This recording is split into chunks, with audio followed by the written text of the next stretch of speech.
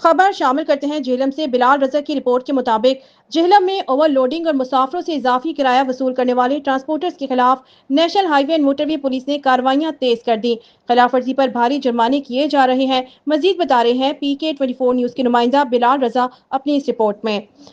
National highway and motorway police ने overloading और overcharging के खिलाफ कमर कस ली। GT रोड टोल प्लाजा पर गाड़ियों को रोककर मुसाफिर से किराए के बारे में दरियाफ्त किया जा रहा है। खिलाफ वर्जी पर ड्राइवर को भारी जुर्माने भी किए जा रहे हैं। SSP motorway sector N502 Zafar Iqbal Malik का कहना था, इस वक्त सारी सीनियर कमांड सड़कों पर है, इसलिए कि ईद के दिनों में ज्यादा फोकस किया है। ओवरलोडिंग और चार्जिंग इन दिनों में लोग ज्यादा घरों में आते हैं। कोई 1 साल के बाद आ रहा है, कोई 2 साल बाद। ओवरलोडिंग की वजह से गाड़ी में सीट नहीं मिलती। घरों को ईद के लिए जाने वाले मुसाफिरों ने मोटरवे पुलिस के इस इकदाम को एहसन करार दिया। शहरियों का कहना है कि इस तरह की मुहिम ईद के दिनों के अलावा सारा साल जारी रहनी चाहिए ताकि मुसाफिर आसानी से अपनी मंजिल मकसूद पर पहुंच सके। मोटरवे पुलिस माशाल्लाह माशाल्लाह, अल्लाह इनको सलामत रखे। और ये पाकिस्तान का असासा है मोटरवे पुलिस के। जितने भी जवान हैं, ऑफिसर हैं, जितने भी, ये बहुत अच्छा कोऑपरेट करते हैं और बहुत अच्छा रोड पे डिसिप्लिन है इनका।